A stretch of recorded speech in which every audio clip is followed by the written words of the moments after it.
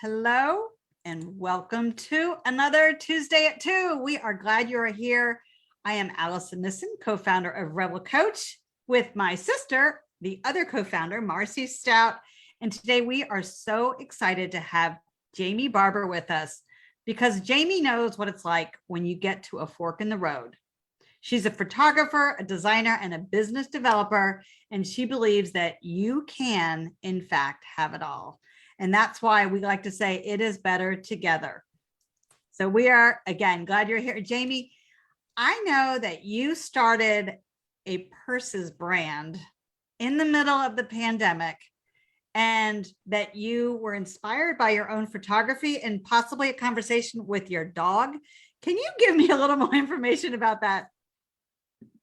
Sure. It's good to see you both. Thanks for having me. I love what you're doing and the inspiration that you're sending out into the universe. It's just really good vibes and sharing your sisterhood with everyone. So thanks. Yes. So sometime back in July of 2020, I was wondering what could I possibly do with all of this world, global photography. And then I a little bit further thought, it was like, well, what if we, combined it with profound sayings, something that would inspire you like every day. So you walk out the door and you have your Gucci bag, but how are you really inspired by that? So now you have a bag by Jamie Alix Barber and it has some sort of funny, witty, profound statement that maybe you only see. Maybe it's on the inside of the bag. So how the dog comes into play, that's Brody. And he's a pandemic puppy. I have two, but Brody was the first one. And so I just kind of was sounding this out loud, to him and kind of walking around the house and saying, what would it look like? What would it sound like? What would we call it?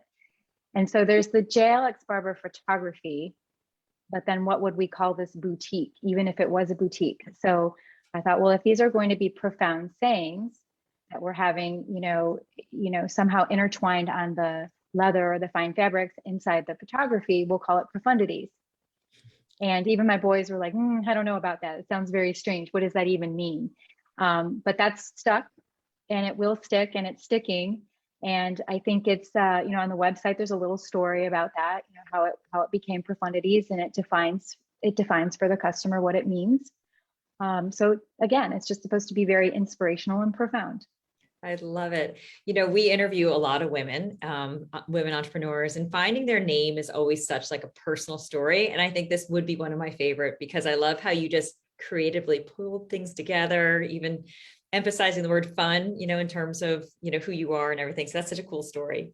So it's your first purse company, first one that you're launching, kind of a different platform and everything. Can you just tell us like how you began the process to figure it all out? Yeah. So, and I think this is really important for others who are sort of dabbling in the idea, is that, most of us start out as a solopreneur. And then, what resources do you have? So if you don't have a lot of financial resources, that is the most, inspiring way of figuring out how to do it on your own. So I had a website, Jamie Alix Barber Photography. And what I did was just sort of rework it and change it to incorporate e-commerce, set up a store, sort of develop and evolve it into a gallery and a store all in one. But it really just took the original website from more of a portfolio where I would send clients to go look at, bodies of work and content, to what it is now, which is an online boutique and an online gallery. But it requires patience. It requires the right platform.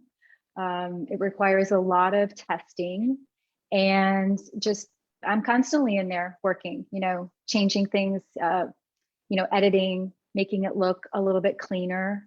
Or I'll see another person's website who's doing the same thing and get ideas and go in and change it a little bit. But so it's just a matter of spending, working during the day in your day job, and then going to the profundities at night.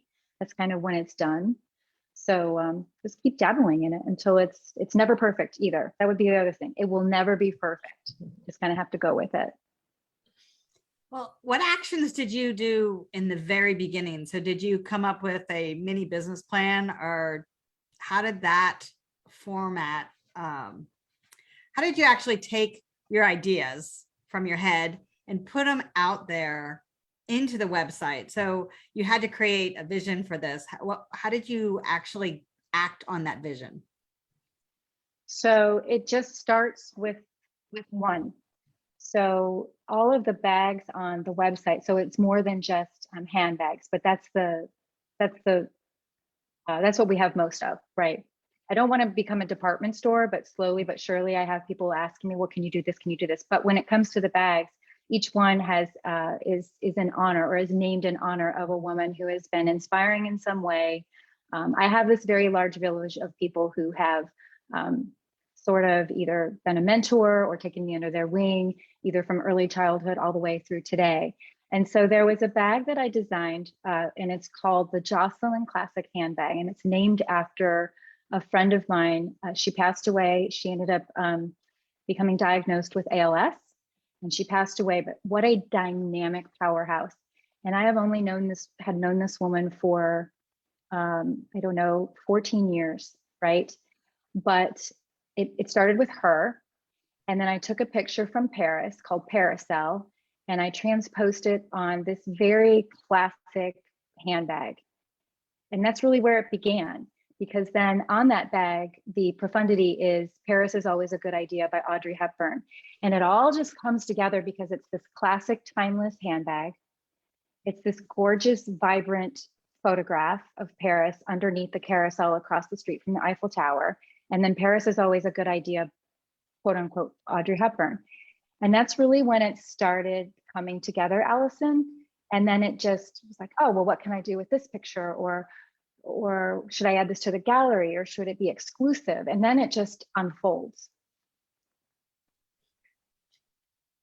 I think it's been really interesting watching how you've been able to take the photography aspect of your creativity. And I know that's your first love. So you have your photography, and then you actually put the pictures onto the products that you're selling, which is a fantastic idea because you're able to really blend the two together. I think that that's a real opportunity for growth in that you're able to think beyond the photography. Yeah, so I wasn't going to do this, but this is something and I'm not selling this. I mean, I am selling this, but I'm not selling this now. I don't know if you guys can see this closely, but I have been carrying this around for a few months now, and people will ask, wow, what is that? Where did you get that? And it just invokes this conversation that ends up leading to even further conversation about who this person is and what they're doing. And you want to talk about inspiration, just meeting somebody because they looked at your bag and you were describing it. But that particular bag comes from a photograph that I took inside a cathedral in Paris. And they have tiles that are dedicated to family members, much like you would see on a tombstone. And they read merci. And then underneath is a date. And there's some symbolism involved with that. But I took that and transposed it on leather and created a full line called the Merci collection. And so that's pretty cool because it's from a photograph that I took in 2016 and had no idea it was going to turn into what it turned into, an entire collection. So it's exciting. It is Really exciting. And I love the creativity of it because, often it's sometimes people, when you're an entrepreneurial, you get a little too tunnel vision in how you go about doing your job, whether it's the website or the sales part or all these different things. So we often try to find this like source of inspiration, but it's like I don't know which comes first, your inspiration to create the bag or your bag to create the inspiration, but it's so intertwined. It's such a beautiful story. Oh, thank you. It's just fun, and it feeds that and nurtures the creative component that we all have. I hear a lot of people say, oh, I couldn't do that. I'm not creative. I completely disagree. Everybody has creativity that they can pour into anything, really. You just have to tap into it and believe in it. Yeah, and it can come out in different ways. And I'd love to ask you a question. Just how do you kind of balance both sides of you, that artistic side compared to the business side? How do you kind of go forward in a way that you have kind of balance in both? What I'm learning is that I think without Profundities and Jamie Alix Barber LLC, I truly don't believe I would be with Snap Nurse. I don't know. I mean, I appreciate what our own CEO has done because I've developed my own company, right? So there's that appreciation. So the balance comes in where I apply that creativity, maybe not artwork and photography, obviously, but just the creative juices that are flowing into the business world. So let's say you're on a call and you're asked a question, that maybe a year ago without this experience, you might not have been able to answer, or you might have, sunk down into a hole or taken it into a rabbit hole or gotten the weeds. But when you apply that creativity to your work, your daily work or your corporate life, it just makes things smoother. It gives you more confidence to have those conversations in the business world. So I think the balance there is just understanding that the creativity can lend to the business world as well in a plethora of ways. So you are the business developer for Snap Nurse, and what an exciting business to be in right now, because with the pandemic and with the state of healthcare in the United States, I imagine working it's a staffing company for nurses. Is that correct? It is. And I just want to clarify, I am a VP of business development, but I am one of several. So I would not want it to be out there that I am the VP of business development for Snap Nurse. I have amazing colleagues that I would even choose as friends. Yes, so we are, right now we're in the COVID rapid response. So our travel nurses are traveling or deployed to states that are in a COVID crisis. And so it's a travel nurse agency, if you will. And that's been a focus right now. I actually work on the long-term care side. And the focus is to maintain continuity of care for patients in long-term care, senior care, and those families involved. So that's my niche within the organization. But as a whole, we're sort of a rapid response travel nurse agency. Well, I can only imagine how busy that is right now with, new spikes all the time. And just, I know that healthcare, such a shortage of quality workers. When you are in this space of the business development world and kind of working, how do you stay kind of motivated, organized, successful? How do you do what you do? So do you mean just in my corporate world, or do you mean like separating what I'm doing for Jamie Alix Barber and Snap Nurse? With the corporate world at this point. So within Snap Nurse, Okay. I feel like, there's so much to that business. I'd love to hear, how you do that. So essentially what happens is a facility or a hospital or a state. So we have contracts with several states across the US. They have a need, and the need could be thousands and thousands of clinicians across the state because they're in a COVID crisis. And that's what we were doing in Mississippi and Louisiana. We have a contract with both those states, and they needed thousands of clinicians. So we set up operations in Jackson, Mississippi, and we just continued to deploy the clinicians until those needs were met. And but with regard to my niche in long-term care, a facility or a skilled nursing facility could have an immediate or critical need for an RN, an LPN, a CNA. And they come to us, they ask us, who do we have available? So my role in that is developing the business. And then I am a huge customer advocate. So I'm always making sure that, they're taken care of. The Snap Nurse clinicians are on site and doing their job and fulfilling their roles and presenting Snap Nurse in the way we would expect. So it's that I dabble in a little bit of everything, but mostly the long-term care side. And it's just fulfilling those needs. I could see you loving it. I could definitely see It's with fun. your with your background and your care. So it's really neat. One thing I'd love to just learn more about is, as you've developed, so many different things in your life, and you've developed like a strength in the arts with your photography, and that translates into, making the purses and then going back to the corporate world, kind of leveraging your experience from before. There's so much that you have in terms of skills. But the one thing that I know about you personally is like, you always embrace like this, the growth mindset. So the ability to kind of try something new and put yourself out there. From the outside looking in, that sounds pretty easy, or like you can admire other people doing it. But for somebody like yourself that really jumps in, just explores the possibilities and says, all right, maybe I can do this, is so impressive. And can you just share, like, when you think about growth mindset and you think about taking risks to try something new, no matter how new it may feel, like, how do you kind of flourish in that and nurture that as a strength?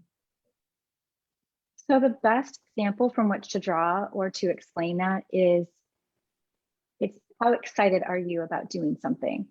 So like, I was very excited to meet with you and join your call today and be a part of what you're doing. I could feel it, right? Building up over the last few days. And I think that's the first step. Okay, well, how exciting is this to me? And then if it's exciting to you, then you're taking that next step and you're researching it. And you're taking those actions that are leading you toward it, or you're not, right? Because if it's not good for your soul, if it's not good for your family, you tie it all together. If it's exciting, then I think you should follow it. And it usually leads to something that's either a step toward where you're going to be, but staying present in that excitement just leads you in the right direction. And so most often, it's usually something that's fun and rewarding, leads to other great endeavors. Sometimes you're in a parking space, you take a risk and you're like, okay, this is great, but I don't think this is where I'm meant to stay. And so I call that a parking space, but it's just another step to where you're supposed to be. And there's been many of those, but you won't know unless you take those risks. But I think the key is how energized are you by the thought of it? And then you can usually decide, no, I don't think so, or yes, I'm all in. So I know Allison has a question, but if you don't mind, I'm just going to comment one last thing. Jamie, we need to, I feel like we could talk a bunch about that as well. We love with our coaching practices, talking about right now, people are so time starved and everybody's trying to figure out like time management, work-life balance tricks. But we always try to coach that you want to do energy management versus time management, where time is finite and then energy is renewable. And just how you shared your story so effortlessly, it just makes you, verify that when you're finding things that are important to you, that are exciting to you, you can handle as much as you are as a corporate role, starting companies, mom of 3, like so many different things. So I just wanted to, before Allison asks her next question, I just wanted to express my compliments. Thank you. Well, you do wear a lot of hats, and you talk about the, saying in the parking spot. I absolutely love that image. We do get stuck in a parking spot, or maybe the parking spot's a little tight. So, there's times where it's or like some truck has pulled in and, the truck is pulled in next to it and you can't get out. Exactly. But wearing all these different hats that you have, what is it like for you when you say, you know what, I'm going to prioritize joy?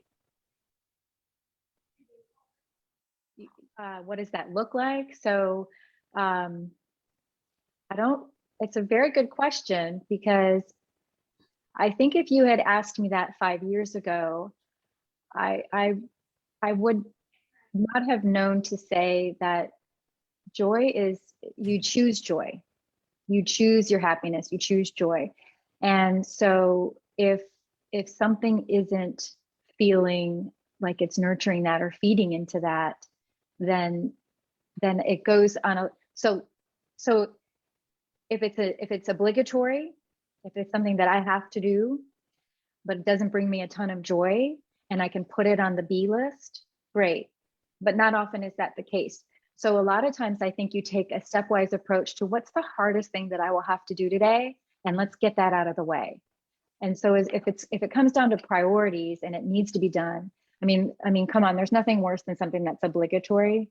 So there's so many obligations that we already have in our life. Let's take away the ones that we have control over. So for example, I'm the worst at committing to something that's 3 months from now. Not this meeting, I was really excited about this. But I mean, if someone asks me, oh, what are you doing on Friday night, 3 months from now, I can't do that. It just goes against the grain because I prefer to be a little bit more spontaneous and I don't know how I'm going to feel that day. Right. So I think if we take what we're obligated to and we tackle the hardest part of our day first, and then we remove from our plate the things that we know we don't want to do, that's in our control, right? Because there's just so much that isn't. So the prioritizing comes into place when I say, okay, what do I have to do today? How am I going to get through that? And then, just making sure that what I am doing is bringing me joy. There are ups and downs in my role at Snap Nurse, but I love what I'm doing. So I know overall it's bringing me joy. But anything that isn't slowly gets removed from my list. We like to call I that. hope I answered the question. Yes. We like to call that a to don't list. So we put things on our to don't list that we just don't want to do because they don't bring us joy and they're not obligatory. So correct. So, and that list over the years has just become smaller and smaller as I have learned to say no and not feel selfish about that, or not feel that that was a selfish act. That's actually self-fulfilling to be able Which to goes say back no. to your great growth mindset. Yes. I'm just going to keep saying that. Compliments to you for recognizing that, across really the good. board in general. All right. So if you were to say anything that is on a to don't list for you, like, so something that you might accidentally, for instance, sometimes it's as simple as going to bed with your phone with the intention of going to sleep by 9:45, 10, and then you're scrolling on Instagram and next, it's 10:45. Do you have anything on your to don't list? Yes. So it's more of a general statement.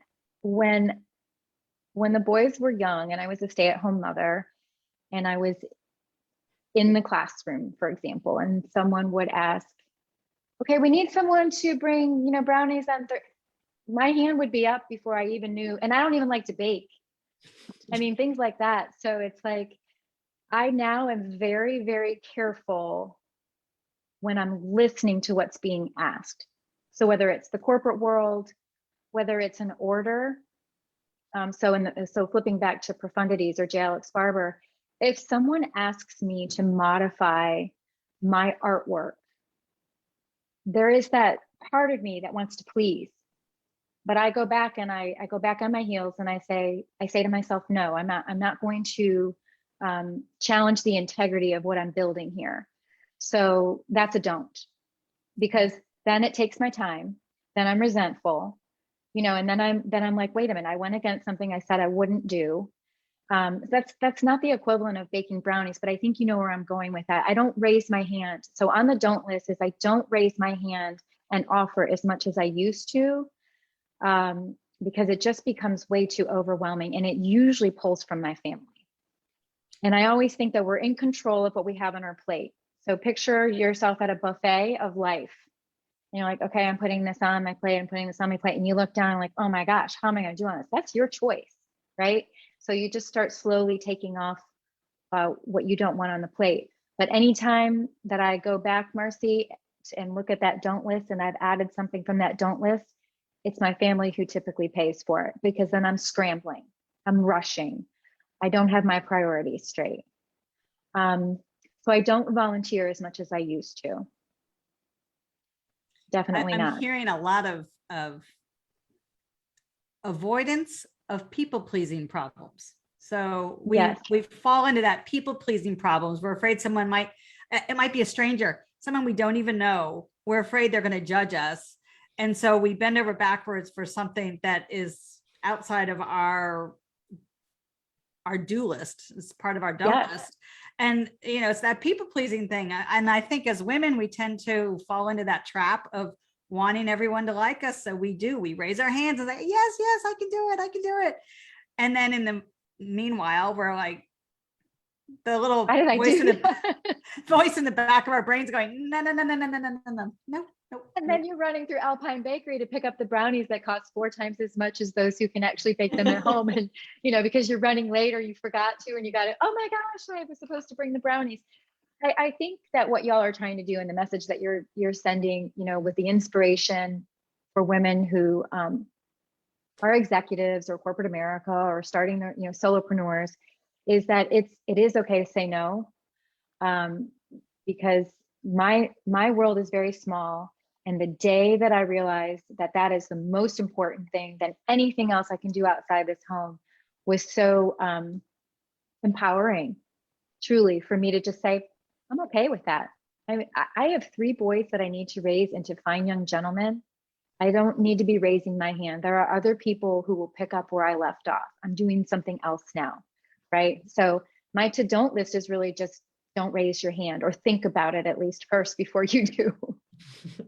I do remember that with our mom was she volunteered. She was like engaged all the time. When I was working all the time, before I had kids, I used to volunteer and work. And then once I started having babies, I slowly but surely, the volunteer time has started going away. And that was not purposeful. That was not on my to-don't list. I was too busy to do something that I thought I wanted. I felt some guilt from doing it. And I talked to her, and my mom was always really quick with some upbeat advice that was very like clear and perfect. She's like, Marcy, you're raising 3 children. They are your volunteer. If they are good citizens when they grow up, that is worth more than you say bringing the brownies or something like that. But it was like a little bit of a a little bit of relief on my end to hear her say that. And then hearing you say it as a choice, it's just so, it's so small and so simple to hear, but it's so profound, because often you do need reminders just to say, in that buffet of life, how much you want on your plate. And if it's too full, who loses?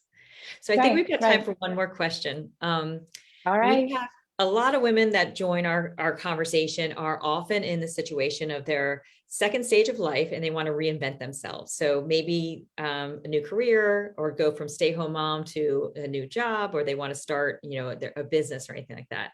So any words of advice around that woman who wants to reinvent herself into something that she imagines that she wants to do for the future? To do it. That's the first thing that comes to mind. And I often don't even know if it's reinventing yourself. It really could be going back to who you were before you were a mom, who you were before you maybe had a couple parking spaces, right? So I would say, you can do it. You have to be patient, believe that you can do it, and don't let other people discourage you. And the last thing I will say is there are people out there, as you're scrolling through Instagram, who are doing what you're doing. And when you feel jealous because of their success, it's not necessarily a bad thing. You have to stand back and ask yourself, why are you jealous? But let it be a motivator, and be proud of them, because there's room for you. That makes sense? Because we're in such a world of social media and e-commerce that drives our businesses now, that it's very easy to be scrolling through there and say, why am I not where she is or he is? Can't do that. You just have to take it one step at a time. So do it. Don't get discouraged. Take the time to be smart about your decisions, and don't, when you feel that jealousy, turn it around into something that can motivate you to just maybe go along the same path, or reach out to them for advice, turn it around. So there's so many pieces of advice I could give just in the year that I started my own company. That would be a whole other conversation with Marcy and Allison. We're going to have like a bonus section. But it is better together. Yeah. I'm really not just saying that to the person who wants to start off, you're a solopreneur, but it really is better together if you can find someone who will sort of be a mentor in that space. That's wonderful. Well, Jamie, this is such a great conversation. We are thrilled that you're here. And for those of you that are on Facebook, or those of you that are live, we're going to go off Facebook and the recording, and you guys are welcome to join us in the second part of the show with Jamie live. So thank you everyone for joining on behalf of my sister, Allison Nissen, and I. It was better together. And don't forget to find us on YouTube so you never miss a conversation. Subscribe. We do like subscribers.